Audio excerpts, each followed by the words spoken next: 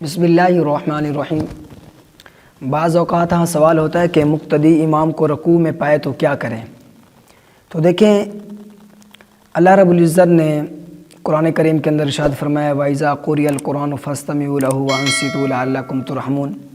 جب قرآن پڑھا جائے تو اسے توجہ سے سنو اور خاموش رہو تاکہ تم پر رحم کیا جائے۔ تو فقہاء احناف نے اس کی تفسیر فرماتے ہوئے فرماتے فَاسْتَمِعُوا یعنی توجہ سے سنو۔ عمل تب ہوگا جب امام جہری نماز یعنی مغرب، عشاء اور فجر کی نماز اونچی آواز سے تلاوت کرتا ہے۔ جب ہوگا امام جہری نماز میں تلاوت کر رہا ہے تو اس وقت انسان کو چاہیے کہ جب آئے تو امام تلاوت کے دوران تلاوت کر رہا ہے تو اس وقت تکبیر کہہ کر امام کے ساتھ شامل ہو جائے، کیونکہ اگر امام سری نماز یعنی ظہر اثر میں ایسا آواز میں تلاوت کرتا ہے تو مقتدی انصتو یعنی خاموش رہے، کیونکہ وہ یہ عمل ہو رہا ہے۔ جب امام رکوع یا سجود کی حالت میں پائے تو فتاوی عالمگیری میں ہے کہ اگر مقتدی امام کو رکوع میں پائے تو یا سجدے کی حالت میں پائے تو سوچے، اگر اس کا غالب گمان یہ ہے کہ اگر وہ ثنا پڑھے گا تو امام رکوع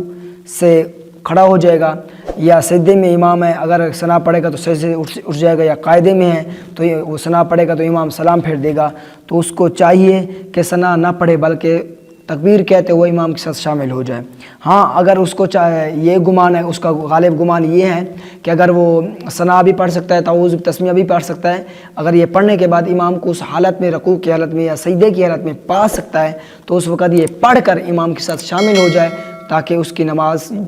کا ثواب اس کو مکمل مل جائے، کیونکہ اللہ رب العزت کا فرمان بھی ہے وَإِذَا قُرِئَ الْقُرْآنُ فَاسْتَمِعُوا لَهُ وَأَنصِتُوا لَعَلَّكُمْ تُرْحَمُونَ۔ جب قرآن پڑھا جائے تو خاموشی سے سنو تاکہ تم پر رحمت نازل ہو۔ تو اس آیات کی تفسیر اگر میں پڑھوں تو بہت زیادہ ہے، لیکن مختصر خلاصہ میں آپ کو یہ بیان کرتا ہوں کہ جب امام قرات کر رہا ہو تو آپ کو یہ گمان ہو کہ میں اگر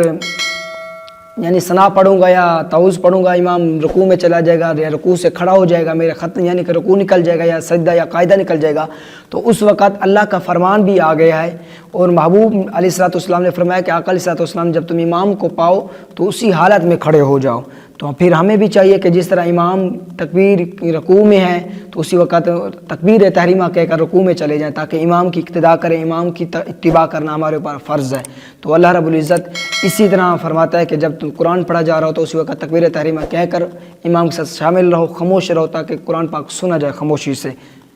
پھر اسی وقت امام اور مقتدی کی نماز مکمل ہو جائے گی۔